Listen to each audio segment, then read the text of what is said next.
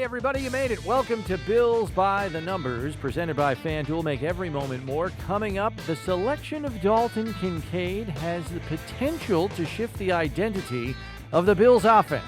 How so? We take our best stab at it. USA Today's Doug Farrar joins us as we discuss two tight end history and success in the league. And Steve is quizzed on tight end draft history in the numbers game. Who's flexed out, Steve or me?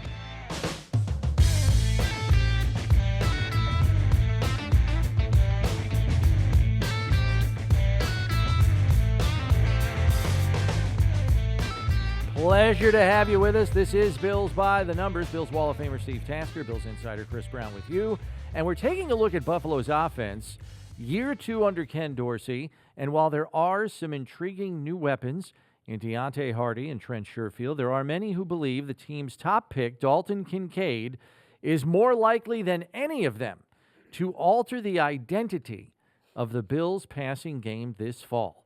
First and foremost, Steve, do you agree with that opinion, that Kincaid is the player who could shift the offensive paradigm? Yes, because he is a guy that would change the matchups that the defense would deem worthy. I mean, the defense are going to see the Bills' offense as different if they put two tight ends or Dalton Kincaid on the field. Mm-hmm. They're going to have to match up with somebody. He catches the ball. He's got elite hands.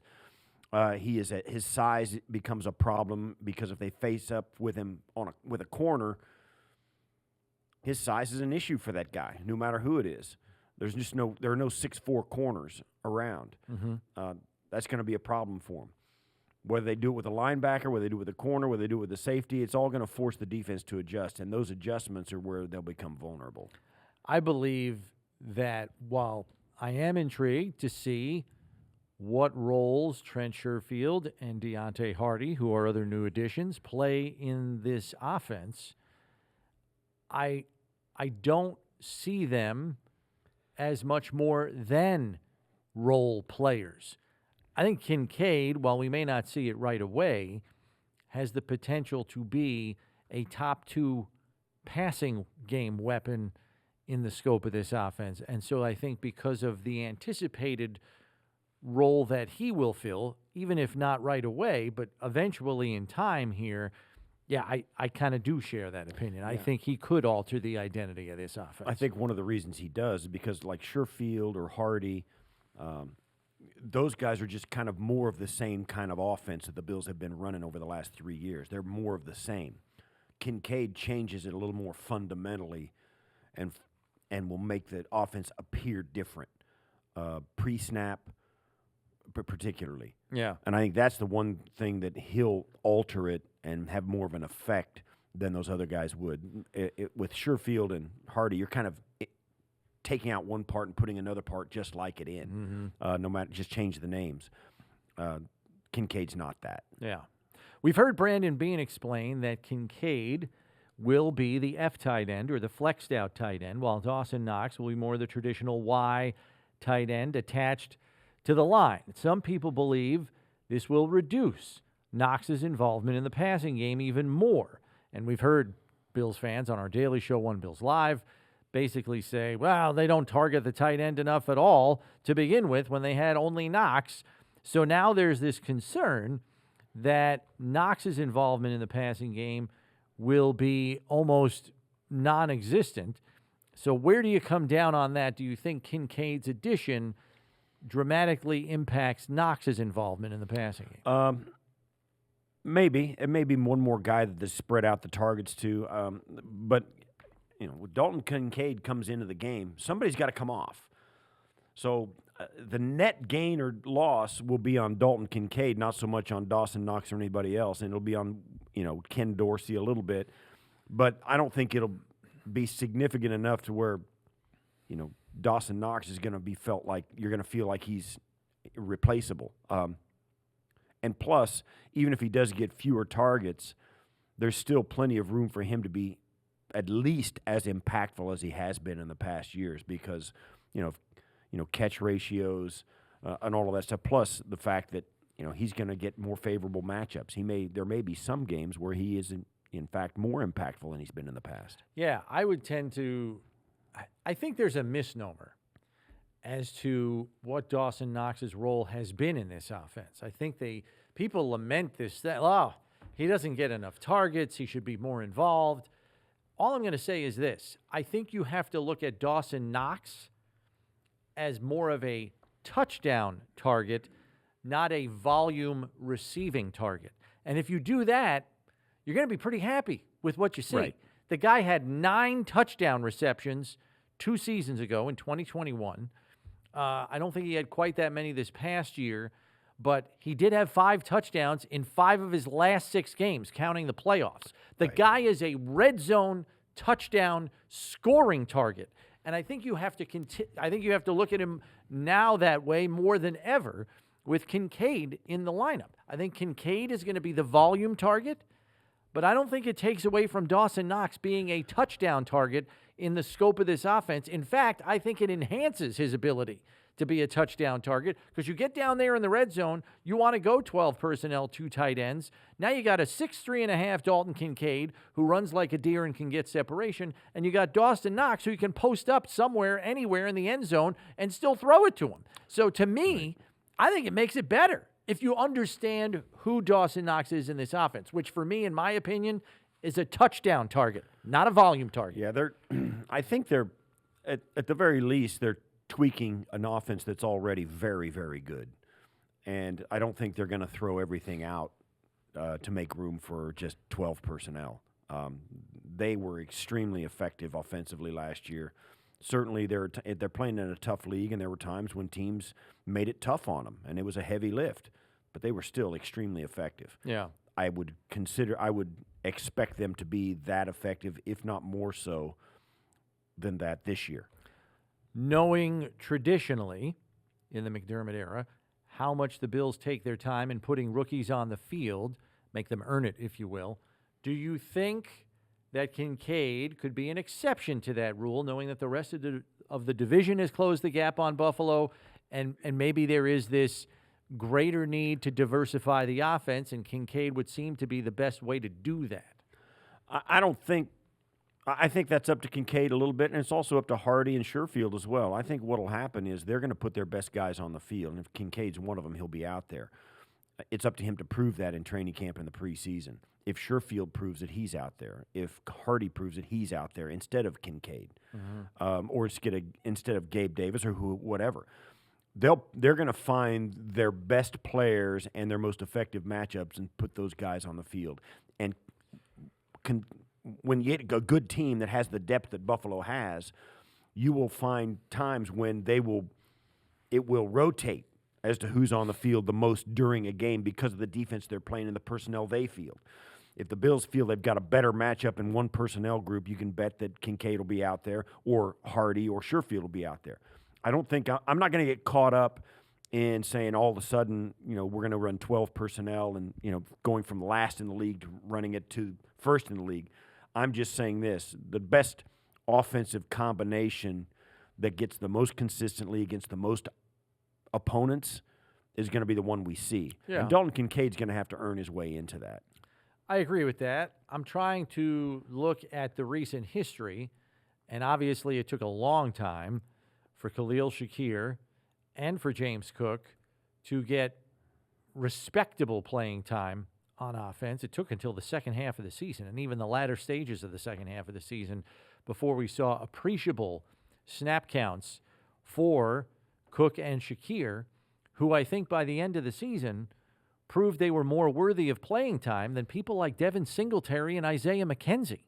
And it's no secret, neither of those guys are here. So why did that not happen sooner, I think, is a question a lot of Bills fans have, and I don't think they want to be asking that question about Dalton Kincaid in week 10 or 12.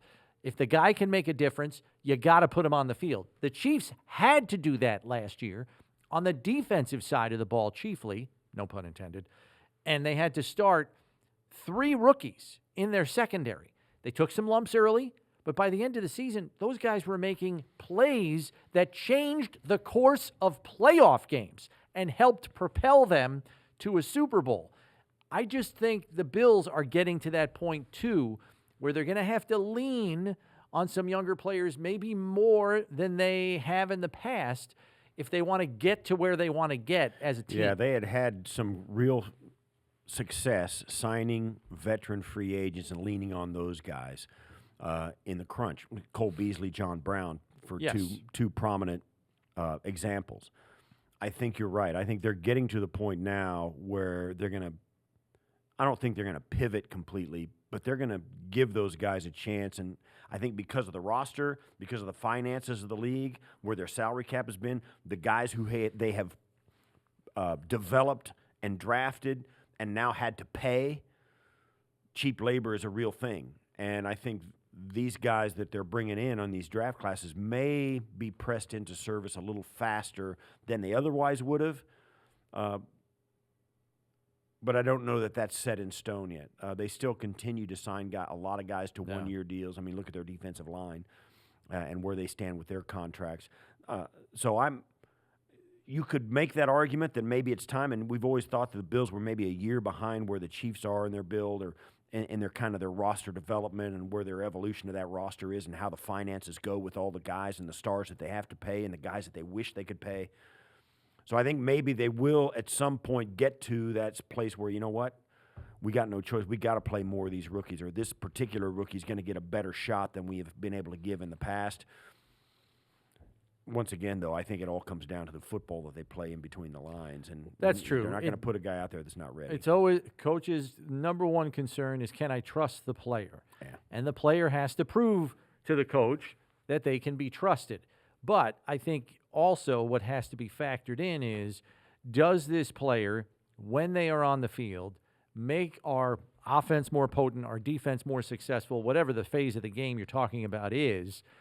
Do they make us better? Yes. Put them on the field. Like, for me, that's where I kind of come down on it. Finally, can we take anything from the two tight end offenses of the past, Steve, and believe there's enough evidence that a 12 personnel identity, if the Bills choose to go that way, can be successful? Again, I don't think they're going to go that far, and I think I'm getting the sense you don't believe that the Bills are going to go that far either. They're an 11 personnel team at their core.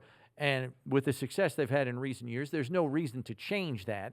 But knowing this could be something you could shift gears into, is there enough evidence in the history of the league with some of these two tight end historical teams, Chamura and Keith Jackson, or Dallas Goedert and Zach Ertz, or Gronk and Hernandez? Is there enough evidence out there that this is something worth shifting to if you feel you can get up on an opponent with a matchup situation? Sure, yes, but here's the thing. We all see, great. It's, Dalton Kincaid comes in and he can run routes like a receiver. He's doing great. But the only difference is what the defense sees them as. And the 12 personnel, it automatically comes down to this. Do you run the ball better when the defense says, okay, we're treating Dalton Kincaid as a wide receiver, we're putting a corner on him. Yeah, so we're going to do that. Well, then can you make them pay for that decision offensively? Can you hand the ball off and steamroll a team who goes light against a two tight end set? That's the real question. Because if you're putting Dalton Kincaid out there, it's because he can throw it. You can throw it and you can make hay moving the football through the air with him in there with a defense that decides they're going to go heavy. Well, if they can go light and defend the pass better, and then you can't run the ball on them, well, then you don't what have do you an gain? advantage. What do you gain? Then you're going to go light, and you're going to go four wides and see if they can go deep enough in their corner rotation to stay up with you. That kind of thing. So it comes down to, are you unpredictable enough in 12 personnel and effective enough on both sides of that coin, the run and the pass, to scare them into going heavy against Dalton Kincaid and Dawson Knox and James Cook in the backfield?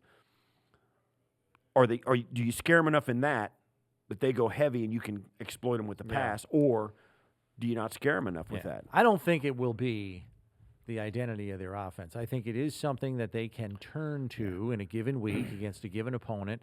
And so I think it diversifies. It will be a bigger way for them to diversify their offense. If there's anywhere that I feel 12 personnel can be the Bills' identity offensively, I think it's going to be in the red zone. I could see 12 personnel being a red zone calling card for the Bills, but I don't think overall it's going to be their offensive identity. Yeah, why would they completely throw out that 11 personnel identity that they had that's been so successful even last year? And I know that those seasons have never ended up with a Lombardi trophy, but man, oh man, you're not going to. They're track meeting people. Yeah, they're gutter stomping people. Yeah, and so they're not going to completely abandon what they have done so well until teams can prove that they simply will not let them do that. And nobody's been able to do that. Yeah. Nobody. To flesh out this conversation a little bit more, we welcome in a guy who knows league history, scheme history, and is very high on the Bills' pick of Dalton Kincaid. It's USA Today senior NFL editor Doug Farrar joining us right now. As you know, Doug, the Bills, because I know you track this stuff, the Bills were at the bottom of the league in number of plays run out of 12 personnel, just 38 on the season. In true 12 personnel, according to True Media Networks, were just over 3.5% of their total offensive plays. So we know 12 personnel traditionally leaves space vertically and outside. Does Dalton Kincaid's addition, in your mind, present matchup problems in both of those voids on the field? Oh, absolutely. Kincaid presents matchup issues all over the field. And Brandon Beane said after the pick that this is the kind of guy who can force defenses into things they don't want to do. He specified nickel in the presser after Kincaid was taken, but it's really anything. And Bills fans know this because you have to deal with the Chiefs. The Bills ran, by the way, a lot of trips right last year. And probably the most indefensible formation in the NFL over the last couple of years is when the Chiefs have three receivers to the right and a speed guy inside the inside slot, and Travis Kelce as the Y ISO on the backside. On the other side of that formation. My comp for Kincaid was Travis Kelce. He has a lot of the same attributes. Bean also talked about how he gets to the top of the route and is able to separate, which made Kincaid was specifically, I mean, when he was facing zone coverage, no one could deal with him. So he has I'm not going to say he's Travis Kelce, who is a first ballot lock Hall of Famer when he's done, but he has a lot of those same attributes. And I find it really interesting that, they gave Dawson Knox that big contract last year. I think he's a top 10 paid tight end. And now they move up in the draft right after the Giants took Deonte Banks at 24. They got on the phone with the Jaguars like, okay, we're moving up. We have to get this guy. So it's not just Dalton Kincaid. It's that the Bills are doing kind of a sea change in their whole offensive philosophy, which I think is good for a lot of reasons. Yeah, and we were talking earlier that I think it's kind of unlikely that they're going to throw 11 personnel to the wayside because it's been so successful for them. But they did run, they almost ran 12 personnel not zero, but less than anybody else. And I would say maybe they're going to evolve away from that depending on what defenses see in the 12 personnel. How do most defenses react to two tight ends? Well, it depends on the tight ends. I mean, like the Packers took two tight ends, one in the second, one in the third. So they're going to, define their offense around that. It creates problems because if you have two guys, and the Bills do now, in Kincaid and Knox, who can line up in line and then separate to the slot and can both play outside, now it's like, okay, you're pointing at each other on defense and saying, all right, linebacker, go cover him, or he's motioning outside. Okay, the safety takes him. Now the corner takes him.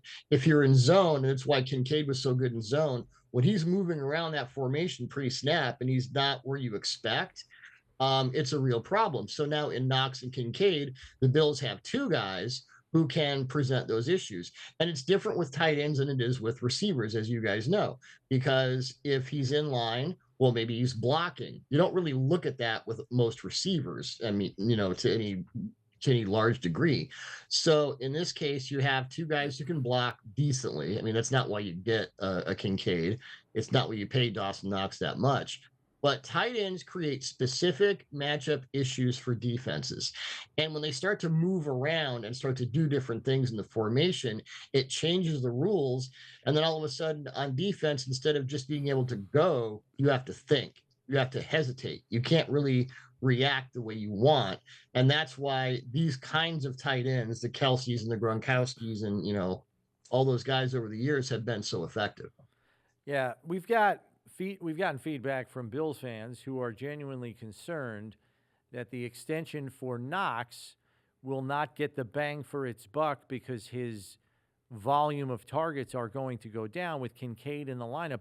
But Doug, I've never seen Knox as a volume target per se. For me, I see him as more of a touchdown target for the Bills. Yes. So, which brings me to my next question, which is 12 personnel in the red zone for the Bills, I think could be a very good calling card for them going forward now with Kincaid and Knox.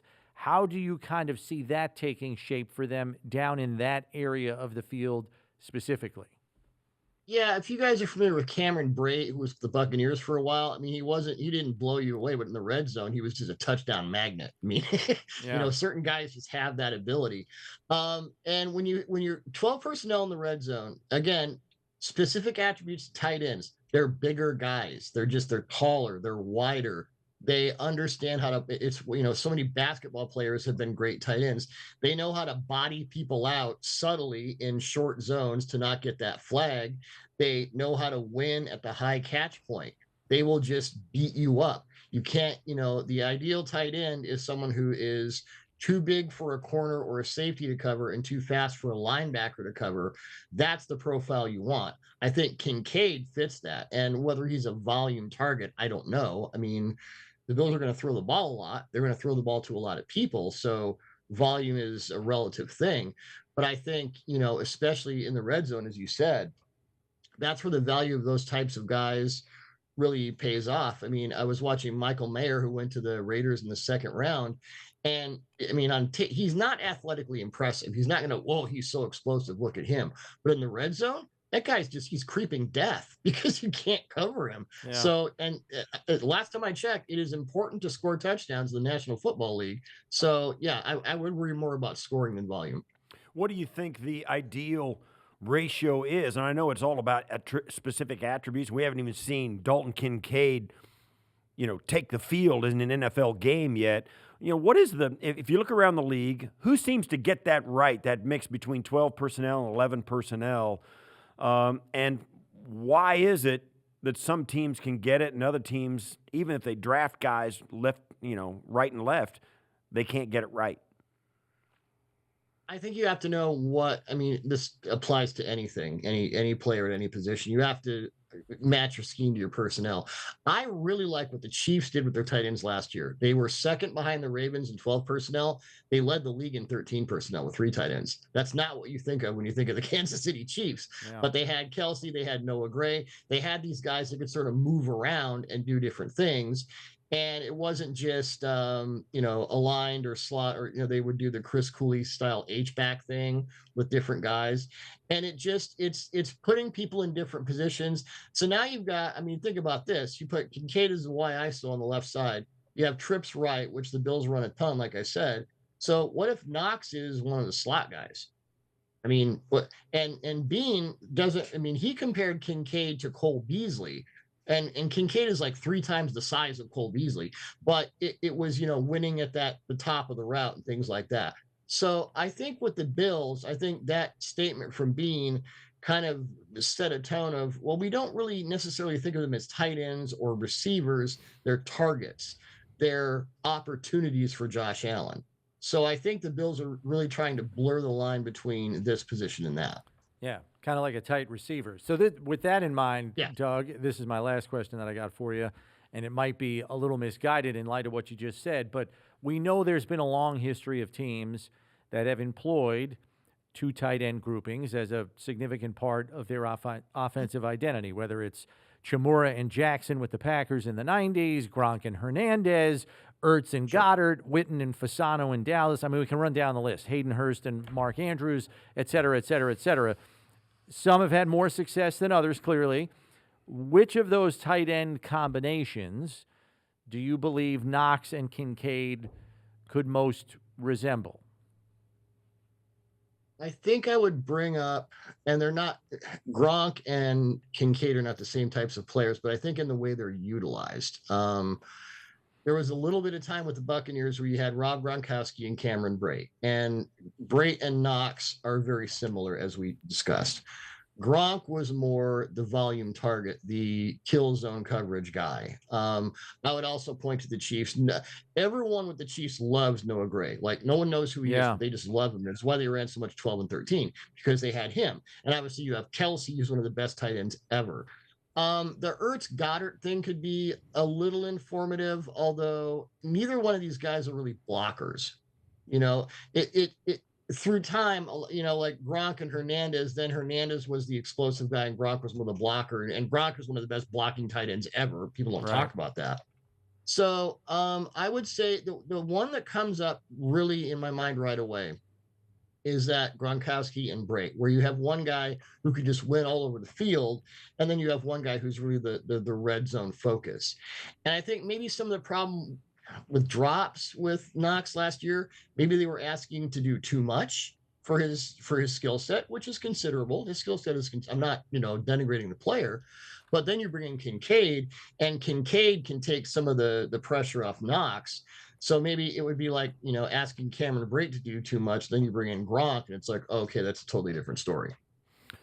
Doug, that's all good stuff. Really appreciate your time today. Thanks. Always a pleasure, guys. Thank you.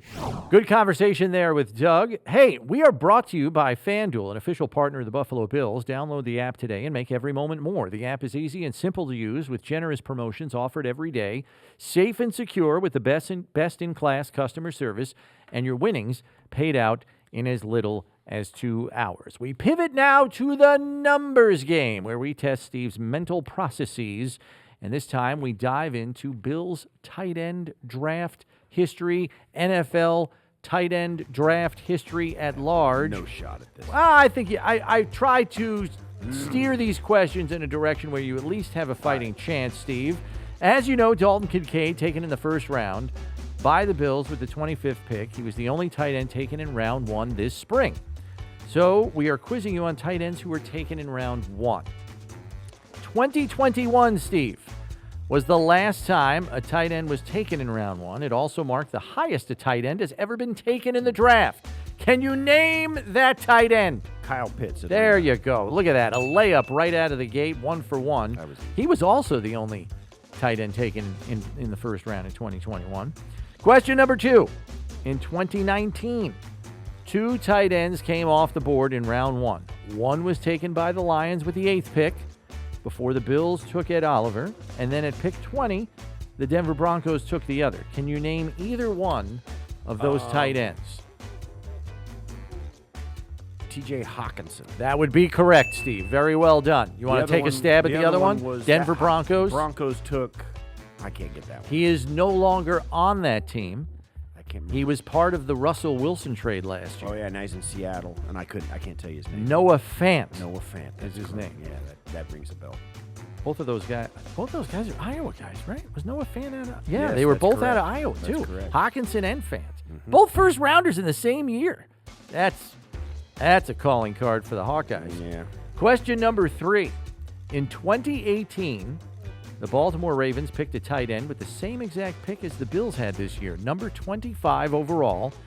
He was a South Carolina Gamecock. Steve, can you name that tight end, Baltimore Ravens 2018 draft first-round pick? Is that Anderson? Not Anderson. What was his name? No, I can't. What? I think you're thinking of Mark Andrews. That's right. It is not him. All right, I couldn't. It's the other guy. I do not know any of those guys. What? You don't remember when they went 3 tight ends on the field all the time and they had 2 pass catchers. Andrews was one. This guy was the other. No. Hayden Hurst is his name. Then went down, I believe, to Atlanta, and then with Cincinnati last year. Right. And now he's somewhere else. I can't even remember where he signed. Question number 4.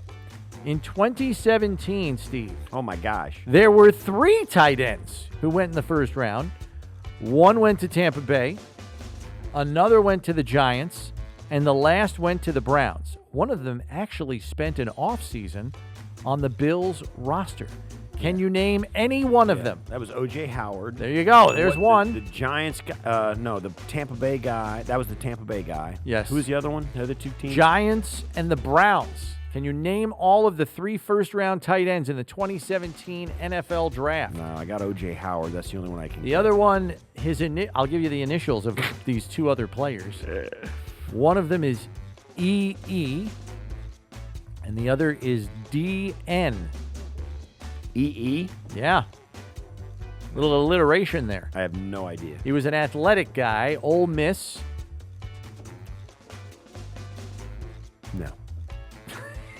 Steve is just waving the white flag fast. I'm not gonna. No. That is Evan Ingram, Okay. and the other guy is still with the Browns. David Njoku. Oh wow. Yeah. So those were the 3 tight ends taken in round 1. All right, you did okay wow. there. You gotta. Yeah. Once I get I got past the- more yeah. than 2 years in the past, forget it. Or is Well, I that got is that O.J. the rule of Howard. thumb? You did get O.J. Howard. So that He was good. The guy, he's the guy. That's why I only asked for 1 out of the He's 3. the guy that soured me on taking the next big thing at tight end. Yeah.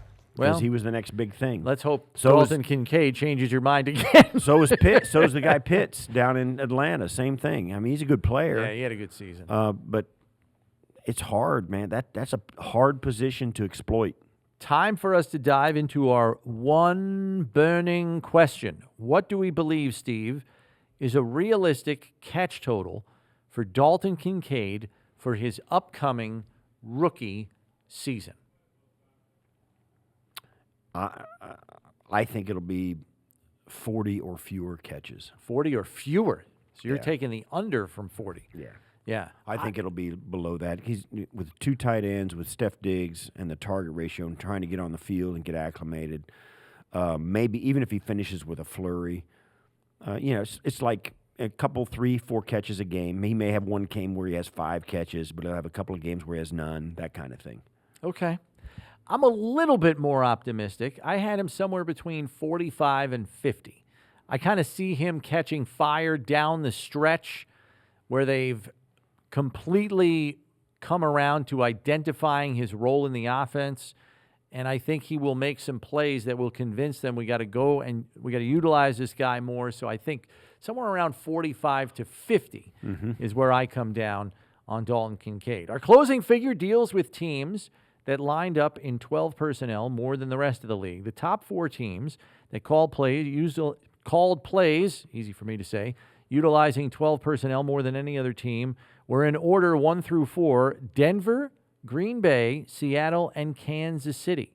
The team that was last in number of plays in 12 personnel, your Buffalo Bills. They ran just 38 plays in 12 personnel last season, the lowest in the league by far. In fact, they had almost half the number of plays in 12 personnel than the 29th ranked team in 12 personnel usage, the Rams, who had just 74 plays in 2 tight end sets. Bills were last at 38. The Broncos, Packers, and Chiefs all had over 300 plays in 12 personnel. Pretty wide gap between the top and the bottom of the league, Steve. With Kincaid, I think it's safe to say we all anticipate that figure to go up to some degree. How high? Middle of the pack high? Still bottom third of the league? Middle of the pack would be. That would be a big I think jump. it'd be a huge jump. So yeah, I still think they'll be in the bottom third. Yeah, I tend to agree. Because they're just too successful doing all the other stuff. Yeah.